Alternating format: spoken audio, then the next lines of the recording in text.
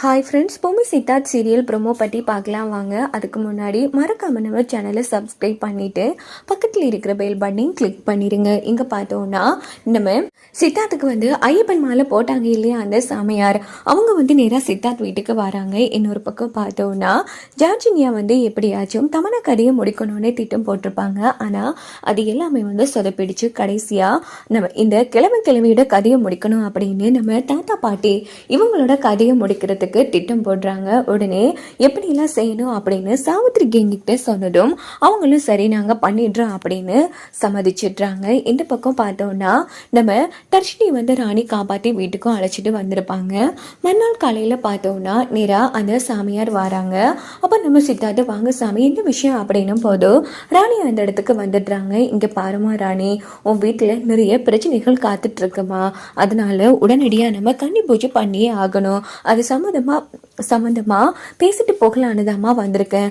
இன்னைக்கு கன்னி பூஜையை நடத்திடலாம், அதுக்குரிய ஏற்பாடுகளை பண்ணுங்க அப்படின்னதும் சரிங்க சாமி பண்ணிடலாம், எதுக்கும் வீட்டில் இருக்கிற பெரியவங்களே ஒரு வார்த்தை கேட்கணும் அப்படின்னு சொல்லிட்டு ராணி வந்து தாத்தா பாட்டியை கூப்பிடுறாங்க. ஆனால் தாத்தா பாட்டி வீட்டில் யாருமே இல்லை. உடனே ராணி வந்து எல்லா இடமும் தேடி பார்த்தோம் காணையில்லை.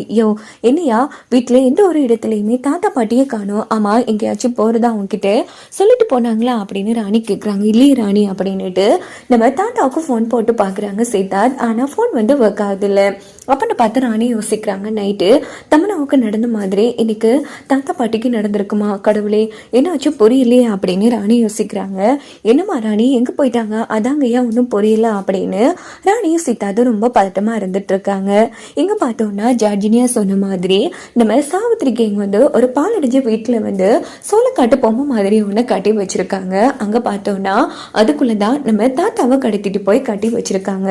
வாய் கையெல்லாம் போட்டு கட்டி வச்சிருக்காங்க. கடவுளே எங்க குடும்பத்துக்கு மட்டும் இப்படியே அடுத்தடுத்த சோதனைகள் வந்துட்டே இருக்கு, எங்களுக்கு ஏற்படுற சோதனை வேற யாருக்குமே வரக்கூடாது அப்படின்னு தாத்தா ஒரு பக்கம் ரொம்ப உருக்கமா ஃபீல் பண்ணிட்டு இருக்காங்க. இன்னொரு பக்கம் பார்த்தோம்னா நம்ம பாட்டியை தான் காமிக்கிறாங்க. அவங்க ஒரு காருக்குள்ள கை வாயெல்லாம் கட்டி பொலித்தின் வேக்கால கட்டி போட்டிருக்காங்க. அவங்க ஒரு பக்கம் ரொம்ப கஷ்டப்பட்டுட்டு இருக்காங்க மூச்சு எடுக்கிறதுக்கு. இங்க பார்த்தோம்னா தாத்தா பாட்டி வந்து உயிருக்காக போராடிட்டு இருக்காங்க.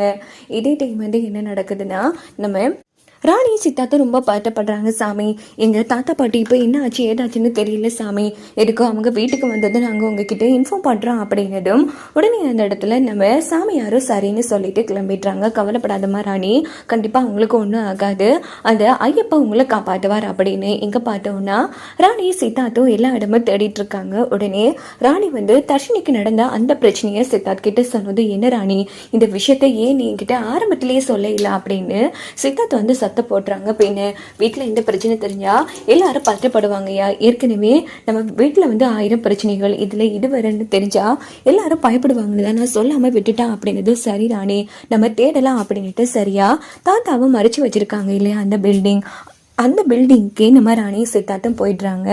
அங்கே பார்த்தோன்னா அங்கே இருக்கிற பில்டிங் முழுக்க வந்து தேடிட்டு இருக்காங்க. ஆனால் தாத்தாவை அவங்களால கண்டுபிடிக்கவே முடியல. ஏன்னா தாத்தா வந்து வாய் கை காலெல்லாம் கட்டிப்பட்டு அந்த சோளக்காட்டு மாதிரி இருக்குமே பொம்மை, அந்த பொம்மைக்குள்ள தான் இருக்காங்க. ஸோ நம்ம தாத்தாவுக்கு வந்து அந்த முட்டியை வந்து உடைச்ச மாதிரி 2 கண் இருக்கும், அதுக்குள்ளால பார்வையெல்லாம் தெரியுது. ராணி சித்தார்த்தை பார்த்து தாத்தா ரொம்ப சந்தோஷப்படுறாங்க. ராணி சித்தார்த் சரியான இடத்துக்கு தான் வந்திருக்கீங்கம்மா, என்ன பாருங்க நான் இங்கே தான் இருக்கேன் அப்படின்னு சொல்லி தாத்தா கிட்ட தவிக்கிறாங்க. ரொம்ப கஷ்டப்படுறாங்க தாத்தா. இன்னொரு பக்கம் இது புரியாம நம்ம ராணியை சித்தார்த்தும் தேடிட்டு இருக்காங்க. வீட்டில் நம்ம தர்ஷினிக்கும் விஷயம் தெரிஞ்சிருது. உடனே தர்ஷினி ராணிக்கு ஃபோன் போட்டு அண்ணி தாத்தா இன்னும் வரவே இல்லை அண்ணி, எனக்கு பயமா இருக்கு அப்படின்னதும் சரி எப்படியாச்சும் தாத்தா வந்தாருன்னா எங்களுக்கு இன்ஃபார்ம் பண்ணு, நாங்கள் பார்த்துக்குறோம் அப்படின்னு சொல்லிட்டு ராணி சித்தார்த்தும் அந்த இடத்தையும் சுற்றி தேடிட்டு இருக்காங்க. இதோட பார்த்தோன்னா இந்த ப்ரோமோ முடிச்சுட்டு